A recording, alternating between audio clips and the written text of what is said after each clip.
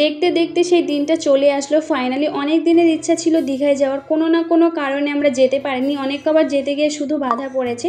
তো ফাইনালি আজকে বেরিয়ে পড়ছি, দেখতেই পাচ্ছ ব্যাগিংপত্র এক এক করে সব কিছু গুছিয়ে নিচ্ছি। আমি রাত থেকে ভিডিওটা স্টার্ট করেছি, এখন বাজে 7টা। তো আমাদের 12টার দিকে আছে ট্রেন, রাত 12টার দিকে আছে ট্রেন। তো এখানে ব্যাগিংপত্র গুছিয়ে তারপরে আবার বেরিয়ে যাব স্টেশনে। তো তারপরে এই যে দেখতেই পাচ্ছ স্টেশনে চলে এসেছি আমরা। তো আমাদের রাখতে এসেছিলো আর কি তোমাদের দাদাভাইয়ের বড় দাদা রাখতে এসেছিলো আমাদের, তো রেখে আমাদের চলে গেছে। আর আমরা স্টেশনে এখানে বসে আছি, ট্রেনটা আসতে এখনও 10 মিনিট লেট আছে। আর এদিকে আমরা বসে আছি। তো অনেকটা আনন্দ লাগছে, কি বলবো তোমাদের। তো যাই হোক, কথা বলতে বলতে ভুলে গেছি তোমরা কেমন আছো বলো। আই হোপ তোমরা সকলে ভালো আছো, আমিও খুব ভালো আছি। আজকে তোমরা টাইটেল থাম্বনেল দেখে বুঝে গিয়েছো আজকে কী নিয়ে ভিডিও করতে চলেছি। ভিডিওটা কন্টিনিউ দেখতে থাকো, স্কিপ না করে। আশা করি তোমাদের খুবই ভালো লাগবে। তো দেখো আমরা স্টেশনে দাঁড়িয়ে পড়েছি, তো ট্রেন আসার সময় হয়ে এসেছে, তার জন্য আর কি ওই সাইড থেকে আমরা দাঁড়িয়ে পড়লাম। তো চলো একটু দাঁড়িয়ে যাই, অনেকক্ষণ ধরে বসে আছি। তো এদিকে আমরা ভাবছিলাম যদি ট্রেনে ভিড় হয় তাহলে কি করে যাব, এই রাতের বেলায় যাচ্ছি, যদি একটু শুয়ে না যাই তাহলে ভালো লাগবে না। আর আমরা ধরো সিট বুকিংটা আর কি ক্যান্সেল হয়ে গেছে, তো কিছু করার নেই, হবে না, অনেকটা ওয়েটিং লিস্টে ছিল, তো হয়নি। তো আমাদের দাঁড়িয়ে যেতে হবে, কি সিট পাবো সেটা একটা মাথায় চিন্তা ছিল। তো যাই হোক, দেখতেই পাচ্ছ দেখতে দেখতে এই যে চলে এসেছে ট্রেন। তো খুবই একটা আনন্দে ছিলাম। আর আমাদের যে ট্রলিটি দেখতে পাচ্ছ তোমরা, আমরা ট্রলিটি আর কি আরেকটা ট্রলি আমরা কি বলে তো প্যাকিং করছিলাম।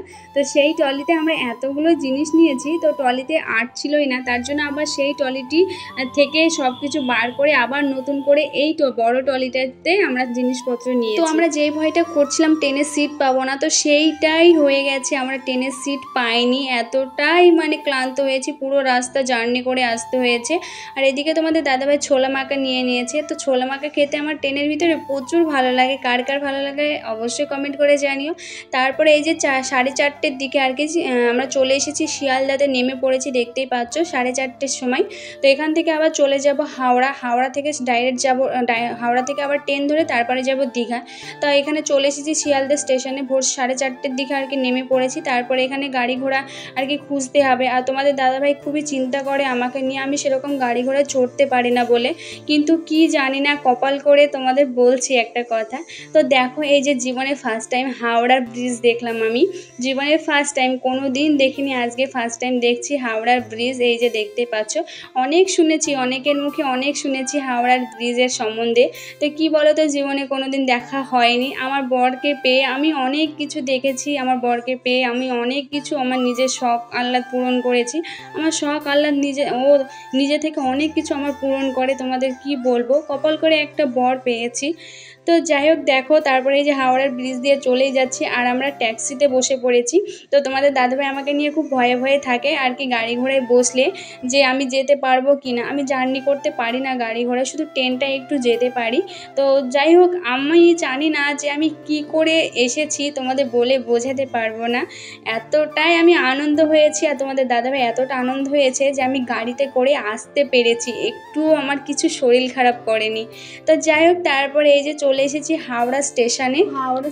আমরা এখানে অনেকে বসে আছি, প্রথমে দাঁড়িয়েছিলাম তারপরে বসে পড়েছি, কারণ ট্রেন ছাড়ার কোনো টাইমটাই দিচ্ছে না। আমরা এখান থেকে বোর্ডে বারবার দেখছিলাম 4 ঘন্টা লেট হয়েছে ট্রেন ছাড়তে, 4 ঘন্টা। আর দীঘায় আসার জন্য প্রচুর মানুষ বসেছিল, ওই ট্রেনটায় বেশিরভাগই সব দীঘায় যাওয়ার জন্য ছিল। তো যাই হোক, তারপরে ফাইনালি এই যে দেখতে পাচ্ছ দীঘায় চলে এসেছি। তো রাতে যতটা আমাদের জার্নি হয়নি ট্রেনে, মানে দিনে এতটাই কষ্ট এসেছি। তোমাদের দাদাভাই মানে কি বলবো, তোমাদের দাদাভাই এত গরমে মানে এতটাই শরীর খারাপ করছিল, আর পুরো রাস্তা দাঁড়িয়ে আসতে হয়েছে, একটু বসার রাস্তা পাইনি। তবু তোমাদের দাদাভাই আমাকে অনেক জায়গায় বসানোর চেষ্টা করেছে, একটু করে বসে রাখার চেষ্টা করেছে, ট্রলিতে বসে রাখার চেষ্টা করেছে, অনেক কিছু। যাই হোক, অনেকটা আর কি ক্লান্ত করে পৌঁছে তো গেছি দীঘায়। তো যাই হোক, এই যে দেখতে পাচ্ছ হোটেলে আর কি চলে এসেছি, সাগরী হোটেল, এই যে দেখতেই পাচ্ছ। তো এই হোটেলটায় আমরা এসেছি। তো এই হোটেলটা সব কিছু তোমাদের দাদাভাই পরে এই যে দেখতে পাচ্ছ হোটেলে সব কিছু কাগজপত্র দিয়ে তারপরে রুমের ভিতরে গিয়ে প্রচুর ক্লান্ত ছিলাম, আর খাওয়া দাওয়া ছিল না সারাদিন, প্রচুর খিদে পেয়ে গেছিলো। তার জন্য আর কি তো নর্মালি আর কি ওখানে গিয়ে হালকা ফ্রেশ হয়ে তারপরে খাবার খেতে চলে এসেছি। একেবারে দেখতে পাচ্ছ দুপুরের খাবার খাচ্ছি, সারাদিন খাওয়া দাওয়া নেই। আর ধরো খাওয়া দাওয়া করতে গেলে এদিকে ট্রেন ফেল হয়ে যাবে, এইভাবে আর কি খাওয়া দাওয়া হয়ইনি আমাদের। তো তার জন্য আগেই খাবার খেতে চলে এসেছি, আর প্রচুর খিদে পেয়ে গেছিলো। তোমাদের দাদাভাইয়েরও প্রচুর খিদে পেয়েছিলো, আমারও পেয়েছিল। তো যাই হোক তারপরে খাবার দাবার খেয়ে যে দেখতে পাচ্ছ মুখ হাতের অবস্থা মানে পুরো খারাপ, মানে এতটাই ক্লান্ত হয়ে গেছি। তারপরে আমরা বলছি চলো একটু তাহলে ধারের দিকে যাওয়াই যাক দীঘার। তো এই যে এসেছি, এসে মানে ফার্স্ট টাইম এসেছি তো জীবনে, তো এতটাই আনন্দ লাগছিল তোমাদের বলে বোঝাতে পারছি না, এতটাই আনন্দ লাগছিল। আর আমরা তো মানুষ দেখে অবাক যাচ্ছিলাম যে এতগুলো মানুষ, আমরা তো অবাক। আর তোমাদের দাদাভাই দেখতে পাচ্ছে শুধু এনজয় এনজয়, আমরা বলছি শুধু এনজয় করব, চলো শুধু এনজয় করব। তা আজকে সেরকম কিছু করব না, আজকে প্রচুর ক্লান্ত হয়ে গেছি, খাবারটা খেয়ে অনেকটা শরীরটা হালকা হয়েছে তার জন্য। আর আমরা বলছি নর্মাল চলো নিচে গিয়ে দেখে আসি, তারপরে কালকে আসবো, আজকে গিয়ে একটু রেস্ট নেব। কিন্তু রেস্ট আর নেওয়া হচ্ছে না, এতটা সুন্দর লাগছে ভিউটা দেখতে, তার জন্য আর কি রুমের ভেতরে যেতে ইচ্ছা করছিল না। এখানেই আমরা অনেকক্ষণ ধরে বসছিলাম আর কি, জলেও নেমেছিলাম কিন্তু একটু পাটা ভিজেছিল, তাছাড়া সেরকম কিছুই আমরা ভেজাইনি, তো নর্মালি ভিজিয়েছিলাম আর কি।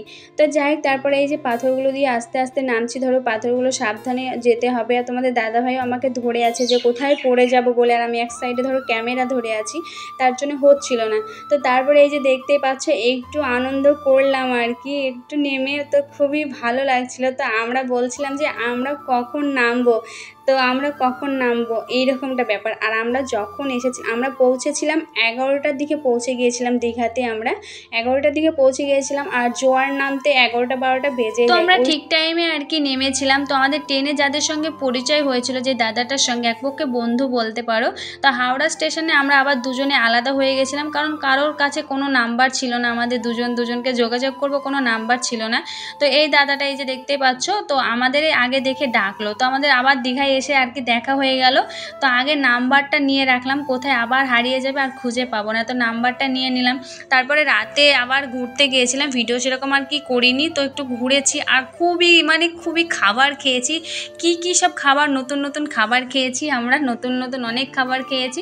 তারপরে এই যে রাতে একেবারে রুমে চলে আসছি দেখতে পাচ্ছ। আর আমরা চেয়েছিলাম দীঘার সৈকতের ধারে, মানে একটু হেঁটে আর কি আমরা দীঘাতে পৌঁছে যাব, জলের ধারে চলে যাব। আর এখানে এই রুমটা একটা নিয়ম আছে, 11টার ভিতরে আর কি তোমাদের রুমে চলে আসতে হবে, রাত মানে একটা নিয়ম আছে, তো নিয়ম ছাড়া নেই। তো তার জন্য আমরা চলে আসলাম, আর আমাদের আগেই চলে এসেছি, অনেকটা ক্লান্ত ছিলাম, অনেক ঘুরেছি আর ঘুরবো না। আর এখানে ধরো আমরা নন এসি নিয়েছি, ফার্স্ট রুমটাই আমরা পেয়েছি, নিচের তলাতে ফার্স্ট রুম পেয়েছি, কোনো অসুবিধা নেই। আর আমি যে এতটা রাস্তা জার্নি করে এসেছি একটানে, তো তোমাদের দাদাভাই এইটা দেখে অবাক গিয়েছে, এতটা আনন্দ হয়েছে তোমাদের দাদাভাই বলে বোঝাতে পারবো না। আমাকে বারবার বলছে জান আমি অবাক যাচ্ছি, তুমি এতটা রাস্তা সত্যি আসতে পারলে। আমি তো খুবই আনন্দ, তোমাদের দাদাভাই বারবার আমাকে একটা কথাই বলছে, আমি বলছি হ্যাঁ আমি তো নিজে আনন্দ করছি যে আমি এতটা রাস্তা জার্নি করতে পেরেছি। কি বলো তো, একটা মানুষের অভ্যস্ত দরকার, একটা জিনিসে যাতায়াত করলে অবশ্যই সেটা হয়ে যায়। আমি এটুকুও পারতাম না, কিন্তু তোমাদের দাদাভাইয়ের সঙ্গে আস্তে আস্তে সব আমি শিখে গেছি। তোমাদের দাদাভাই বলে তুমি চেষ্টা করো, একদিন হোক দুদিন হোক শরীর খারাপ করবে, ঠিক আস্তে আস্তে সয়ে যাবে জিনিসটা। তা বলছি ঠিকই বলেছো। তার জন্য তোমাদের দাদাভাই বলছে আরও তোমাকে আমি আর কি গাড়ি ঘোড়ায় বসাবো, যেদিকে যাব গাড়ি ঘোড়া নিয়ে যাবো, বাইক নিয়ে আর যাবো না, তোমাকে ওটা অভ্যস্ত করতে হবে, কারণ তুমি আমার সঙ্গে যাবে। এই বলে আর কি আমাকে অনেকটা অভ্যস্ত করেছে। কি বলো তো, সব আমি মানে মনে হচ্ছে যে সব কিছুই আমি শিখে গেলাম, শুধু যে 4 চাকা যেই গাড়িগুলো হয় না ছোট, তো সেগুলোই আমি বুঝতে পারি না। তা আমি অবাক। তোমাদের দাদাভাই বলছে যে আমি যখন 4 চাকা গাড়ি কিনবো তুমি তখন তাহলে কি করে যাবে বলো, তখন আশা করি তুমি, তার আগে তোমাকে শিখে ফেলতে হবে। তোমাদের দাদাভাই আমাকে এইভাবে বলছে যে তোমাকে শিখতে হবে জান। তো যাই হোক তারপরে এই যে আমরা রুমে চলে এসেছি, দেখতে পাচ্ছ রুমটা খুবই ভালো ছিল, রুমটা খারাপ ছিল না, খুবই ভালো ছিল। ছোট্টর উপরে রুম ছিল কিন্তু সব কিছু ছিল, রুমটা পরিষ্কারও ছিল, খারাপ ছিল না রুমটা। তো যাই হোক আমরা তো অনেক অনেক হ্যাপি যে আজকে মানে ফার্স্ট টাইম জীবনে এত দূর একটা দূরে এসেছি হানিমুন করতে। জীবনে একাই চলে এসেছি, কাউকে সঙ্গে নিইনি। একজনের আসার কথা ছিল তোমাদের দাদাভাইয়ের সঙ্গে, তো বিহারে বাড়ি, তো সেই দাদাভাইটা বলো তো ছুটিটা কনফার্ম হয়নি, ছুটিতে আসতে পারেনি, তার জন্য আর কি আসা হয়নি। সেই দাদাভাইটা বারবার বলেছিল যে আমি তোমাদের সঙ্গে যাব, কিন্তু খুব আমরাও আশা ছিলাম যে একসঙ্গে যাব, কিন্তু সেই আশাটার হলো না। তো ছুটিটা তার কনফার্ম হয়নি, তার জন্য আর কি আমাদের সঙ্গে আসতে পারেনি। তাই আমরা দুজনে একাই বেরিয়ে পড়লাম আর কি। তো তারপরে এখানে এসে আমাদের অনেক কয়জনের সঙ্গে পরিচয় হয়ে গেছে, অনেক কয়জনের সঙ্গে। তো নেক্সট ভিডিওতে তোমরা দেখতেই পাবে কাদের সঙ্গে পরিচয় হয়েছে। তো এটা হচ্ছে প্রথম দিন, তো দ্বিতীয় দিন কি করছি না করছি সেটাও তোমরা জানতে পারবে। তো আমরা দীঘাতে একটু বেশি দিনই থাকবো, তোমরা সব কিছু এক এক করে জানতে পারবে, দেখতে পাবে। তো ভিডিওটা আমি এখানেই শেষ করব। ভিডিওটা কেমন লাগলো অবশ্যই একটু লাইক কমেন্ট শেয়ার করে জানিও। তো আবার নেক্সট ভিডিওতে দেখা হচ্ছে।